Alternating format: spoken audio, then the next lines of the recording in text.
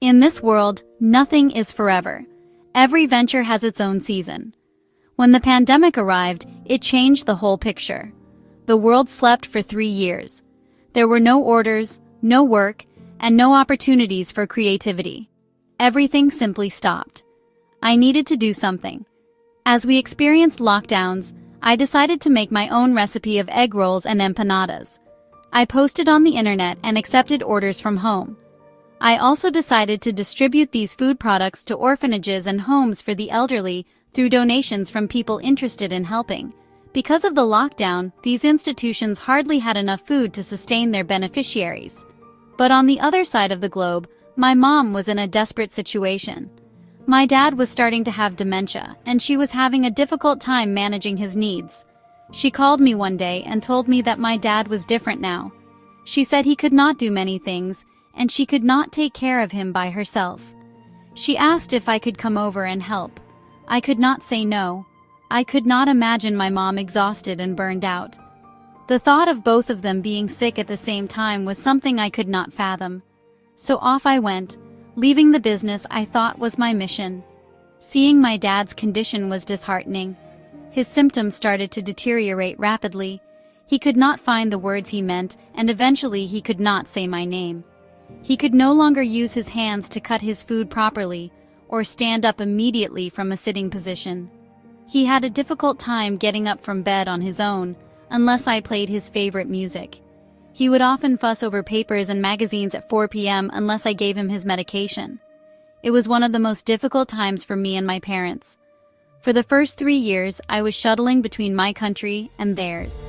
The travel between the Philippines and the USA during the pandemic was incredibly stressful. I had to navigate dozens of health questions, COVID-19 tests, and strict inspections. During one trip, airport customs officers thought my frequent travels were suspicious and subjected me to an interview in a private room. Fortunately, the hospice taking care of Dad had prepared a letter stating that I was a caregiver for a patient with end-stage Alzheimer's. I prayed to God that if it was His will for me to care for my dad, He would allow me to enter. The officer was kind and let me through after only a few questions. Towards the end of 2021, Dad could not walk anymore. I tried my best to keep his body moving by using a Hoyer lift, but it was becoming dangerous to do it alone since my mom was not strong enough to assist. My 6-month permit was reaching its end, and I struggled with the decision to leave or stay. My dad needed 24/7 care, and my mom was suffering from osteoporosis and sciatica pains. A cousin suggested a way to legalize my stay through a family petition. We filed the paperwork, but a year later I discovered a major error. We should not have filed an adjustment of status because I was not considered an immediate relative in immigration terms. Because my 6-month deadline had passed, I was now out of status. Trying to remedy this while Dad's health worsened was overwhelming. I tried to make his meals nutritious, but everything had to be pureed because he could not chew. Even his water required thickeners. Having lost my ex-husband to pneumonia caused by aspiration, I was terrified the same thing would happen to my dad. Because of his diabetes and being bedbound, bed sores were a constant threat. I had to turn him every 2 to 3 hours, day and night. I hardly slept and was literally burned out. I normally slept on a couch beside Dad, but there were times I would stay in another room just to cry because I was so tired. In those quiet moments, I remembered the past. I had hurt my dad deeply and had never truly reconciled with him. I had been in a relationship with a married man, thinking an annulment would solve everything. My dad had even caught him staying at our house once, and he was devastated. I had always been the black sheep of the family, radical, reckless, and following my own whims. But sitting by his bed, I realized that as a Eucharistic minister, his integrity and moral standing were vital to him. I realized then how much my choices must have pained him. It was as if a light bulb went off in my head.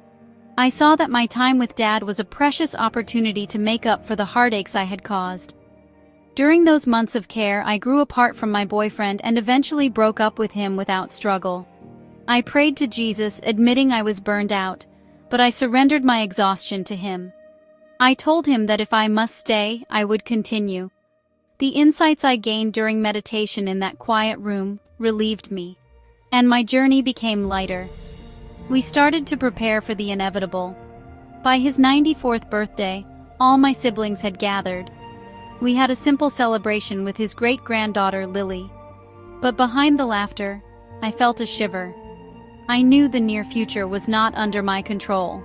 A week later, Dad's condition worsened. The hospice director told Mom to prepare because his time was near. On a Tuesday, 2 ladies from the Legion of Mary came to visit. Dad was barely conscious and had stopped eating, yet he miraculously opened his mouth to receive a small piece of the Eucharist. One of the sisters told me it was the feast of Our Lady of Guadalupe. I was not familiar with the significance of that day at the time, but I kept the prayer card she gave me. That night, Dad stopped breathing. I called the hospice nurse with shaking hands, and she recorded the time of death. My siblings arrived, and we prayed quietly in the room. Dad's passing on the feast of Our Lady of Guadalupe felt orchestrated by heaven. My time taking care of him taught me to pray the Rosary again. I realized that the Rosary is a powerful weapon, as many exorcist priests say. Even though my parents were not a perfect couple and fought often, their commitment to prayer kept their marriage intact for a lifetime. I am certain now that Dad is in the arms of the Creator. What he left behind for me was a deeper understanding of devotion and the realization that prayer does not just talk to God. It changes us. It leads us in the right direction even when we are not aware of it. The 15 promises of the Rosary were given by the Blessed Virgin Mary to Saint Dominic and Blessed Alain de la Roche through private revelation. Seeing how my dad's life unfolded, I am sure these promises resonate with my story. I am sharing them with you here. First, those who faithfully serve me by the recitation of the Rosary shall receive signal graces. Second, I promise my special protection and the greatest graces to all those who shall recite the Rosary. Third, the Rosary shall be a powerful armor against hell. It will destroy vice, decrease sin, and defeat heresies. Fourth, the recitation of the Rosary will cause virtue and good works to flourish. It will obtain for souls the abundant mercy of God. It will withdraw the hearts of men from the love of the world and its vanities, and will lift them to the desire of eternal things. Oh, that souls would sanctify themselves by this means. Fifth, the soul which recommends itself to me by the recitation of the Rosary will not perish. Sixth, those who recite my Rosary devoutly, applying themselves to the consideration of its sacred mysteries, shall never be conquered by misfortune. In His justice, God will not chastise them, nor shall they perish by an unprovided death. Sinners shall convert. The just shall persevere in grace and become worthy of eternal life. Seventh, those who have a true devotion to the Rosary shall not die without the sacraments of the Church.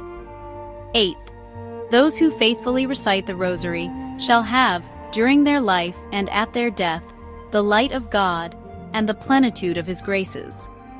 At the moment of death, they shall participate in the merits of the saints in paradise. Ninth, I shall deliver from purgatory those who have been devoted to the Rosary. 10th, the faithful children of the Rosary shall merit a high degree of glory in heaven. 11th, by the recitation of the Rosary you shall obtain all that you ask of me. 12th, those who propagate the Holy Rosary shall be aided by me in their necessities.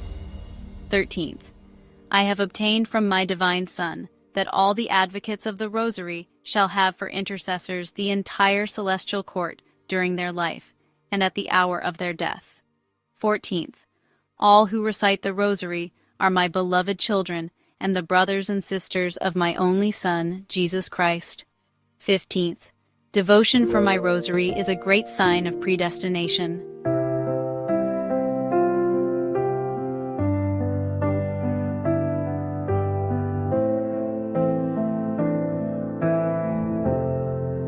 It's hard to promise heaven that will conquer every sin. We stumble on this journey with weakness in our skin. But if we choose the good things, if we try with all our heart, the path becomes much lighter, and heaven's not so far. Every step, every moment, grace is pulling us through. Not by being perfect, but by choosing what is true.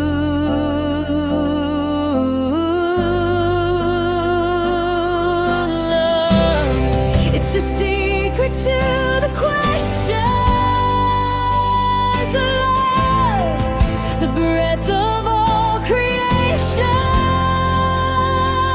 We were made from love eternal. We were shaped by holy hands. Close your eyes, breathe it in, feel its rhythm where you stand, and you'll know God never left. He's been holding you all along.